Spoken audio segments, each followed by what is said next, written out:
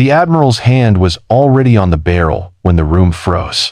His polished fingers, heavy with rank and rings, slid brazenly across the matte black steel of her Barrett. He tightened his grip as if authority alone could strip it from her. Her response was instant, quiet, and devastating. With a single twist of her wrist, she shattered his hold. The Barrett never trembled in her hands. 7 distant steel targets waited across the training field, and with a rhythm smooth as breath itself, she fired. One after another, each target fell, 7 echoes in perfect sequence. The Admiral's hand hung in the air, stripped of its power. His grip had been broken not only on the rifle, but on the respect of everyone who had witnessed what he dared to claim as his. And in that silence, every soul watching knew, the weapon had never belonged to him. It belonged to her. She stood at the firing line, her frame lean, her stance unshakable. The sun had painted her skin with years of deserts and deployments, and her eyes, those piercing, ocean-gray eyes, held no need for recognition. Yet here she was, forced to defend not just her weapon, but her honor. Behind her medals and scars was a story etched in pain, duty, and loss. She wasn't merely a sharpshooter. She was the last of her unit. Once, she had been known by her call sign, Valkyrie. Afghanistan, 2012. The dust storms had blurred the horizon, and the mountains had whispered with enemy fire. She remembered the copper taste of fear, the acrid stench of gunpowder, the cries of men calling out for medics who would never arrive in time. In those days, the Barrett was not just a rifle. It was a shield, a voice, a promise. Each round she sent downrange was a vow. Not today, not my brothers, not while I'm breathing. But vows came with a cost. One night, the convoy was ambushed. Flames swallowed steel, and screams clawed the darkness. She fought until her hands bled, her shoulder torn from recoil and shrapnel alike. When the smoke cleared, she was the only one who crawled out alive. The silence of the fallen wrapped around her tighter than any metal ever could. She carried that silence home, and when the Barrett was placed back in her hands stateside, it felt less like a weapon and more like a gravestone, etched with every name she still whispered in her prayers. So, when the Admiral, polished and perfumed with ceremony, but untouched by mud or blood, reached for her rifle as though it were his to display something ancient rose inside her. The crowd saw it.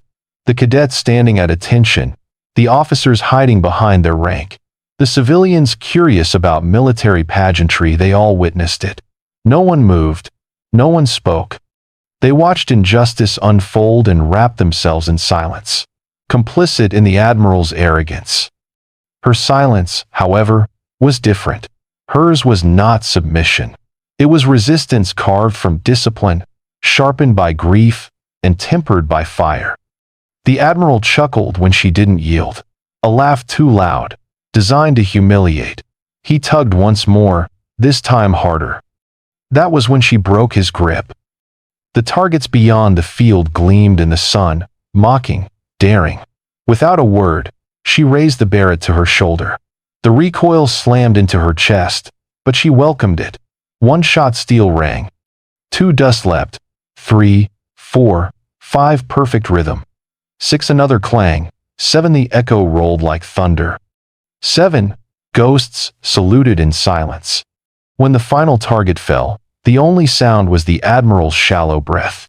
And in that silence came her first words, words that etched themselves into the marrow of every witness.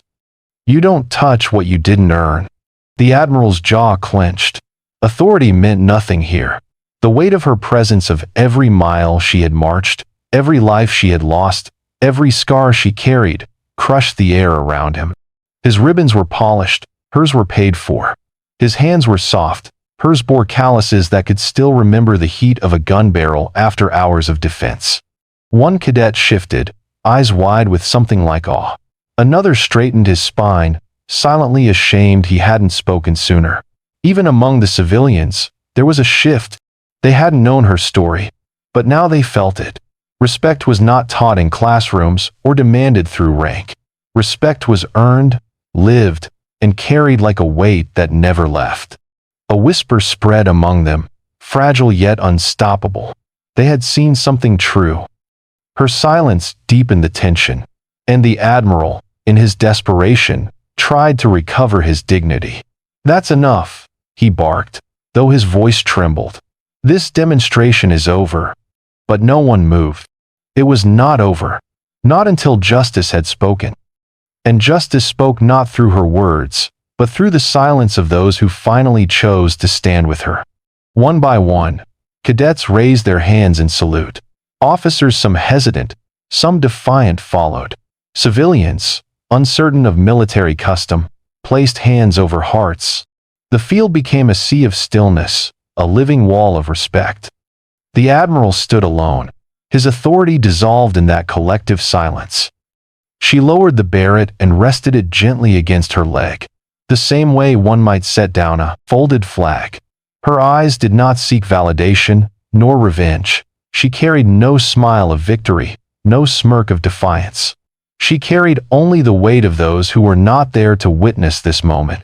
The Admiral, stripped of power, stepped back. He would not apologize, not aloud, but his retreat was apology enough.